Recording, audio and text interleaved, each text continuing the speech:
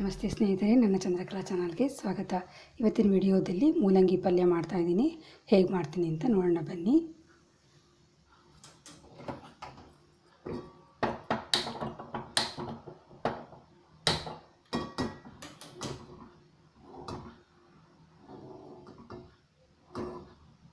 ಕಡಾಯಿ ಇಟ್ಟಿದ್ದೀನಿ, ಎಣ್ಣೆ ಹಾಕ್ತಾಯಿದ್ದೀನಿ. ಸ್ವಲ್ಪ ಸಾಸಿವೆ, ಕಡಲೆಬೇಳೆ, ಜೀರಿಗೆ,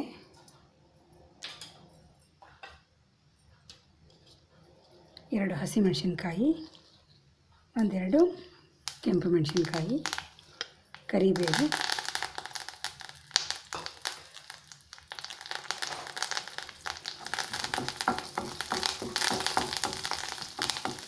ಮಿಕ್ಸ್ ಮಾಡಬೇಕು.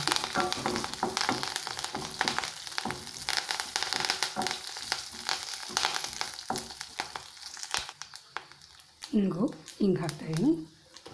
ಮತ್ತು ಸಣ್ಣಗೆ ಹೆಚ್ಚಿಟ್ಟರೆ ಈರುಳ್ಳಿ.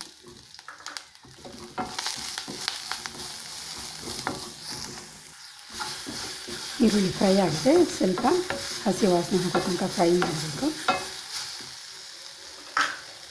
ಈಗ ನೋಡಿ, ತುರಿದು ಇಟ್ಕೊಂಡ್ರೆ ಮೂಲಂಗಿ ಹಾಕ್ತಾಯಿದ್ದೀನಿ. ಮೂಲಂಗಿನ ಸ್ವಲ್ಪ ದಪ್ಪಗೆ ತುರಿಬೇಕು, ಸಣ್ಣಗೆ ತುರಿಬಾರ್ದು.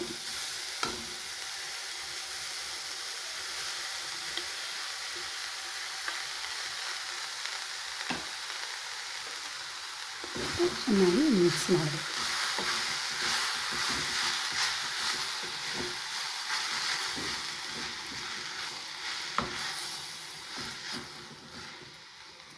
ನೋಡಿ, ಮೂಲಂಗಿಗೆ ಉಪ್ಪು ಹಾಕಬೇಕಾದ್ರೆ ಸ್ವಲ್ಪ ಕಡಿಮೆ ಹಾಕಬೇಕು, ಯಾಕೆಂದರೆ ಮೂಲಂಗಿನಲ್ಲಿ ಸ್ವಲ್ಪ ಉಪ್ಪು ಥರ ಇರುತ್ತೆ. ಮತ್ತು ನೀರು ಕಮ್ಮಿ ಹಾಕಬೇಕು, ಯಾಕೆಂದರೆ ಅದರಲ್ಲೇ ನೀರಿರುತ್ತೆ. ನೋಡಿ, ಕಂಪ್ಲೀಟಾಗಿ ಮಿಕ್ಸ್ ಮಾಡಿದ್ದೀನಿ. ಇವಾಗ ಇದಕ್ಕೆ ನೀರು ಒಂಚೂರು ಚಿಮ್ಕಿಸ್ಬೇಕು, ಜಾಸ್ತಿ ಬೇಡ, ಯಾಕೆಂದರೆ ಇದರಲ್ಲೇ ನೀರಿರುತ್ತೆ.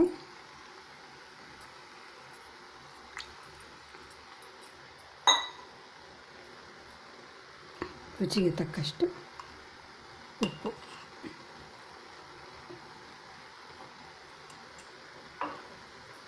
ಇನ್ನೊಂದ್ಸಲ ಮಿಕ್ಸ್ ಮಾಡಿಬಿಟ್ಟು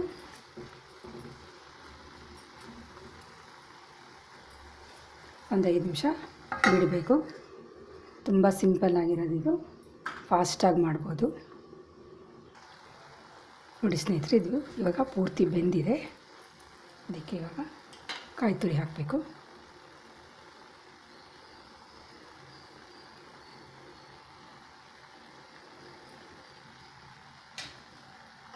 ಮತ್ತು ಕೊತ್ತಂಬರಿ.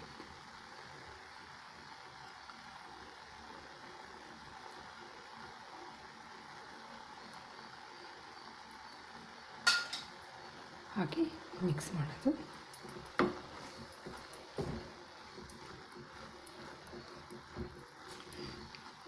ನೋಡಿ, ಪಲ್ಯ ರೆಡಿ ಆಯಿತು. ತುಂಬ ಸಿಂಪಲ್ ಆಗಿರೋ ಪಲ್ಯ. ನೀವು ಯಾವಾಗ ಬೇಕಾದ್ರೂ ತಕ್ಷಣ ಮಾಡ್ಕೋಬೋದು. ಊಟಕ್ಕೆ, ಚಪಾತಿಗೆ ಎಲ್ಲದಕ್ಕೂ ಚೆನ್ನಾಗಿರುತ್ತೆ ಇದು. ಇದಾಗಿದೆ ಇವಾಗ.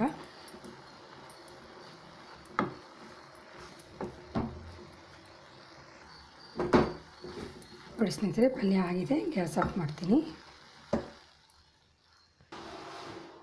ನೋಡಿ ಸ್ನೇಹಿತರೆ, ಬಿಸಿ ಬಿಸಿಯಾಗಿರೋ ಮೂಲಂಗಿ ಪಲ್ಯ ರೆಡಿಯಾಗಿದೆ. Thanks for watching. ನನ್ನ ಚಂದ್ರಕಲಾ ಚಾನಲ್ನ ಸಬ್ಸ್ಕ್ರೈಬ್ ಮಾಡಿ, ಶೇರ್ ಮಾಡಿ, ಲೈಕ್ ಮಾಡಿ, ಕಮೆಂಟ್ ಮಾಡಿ. ಧನ್ಯವಾದಗಳು.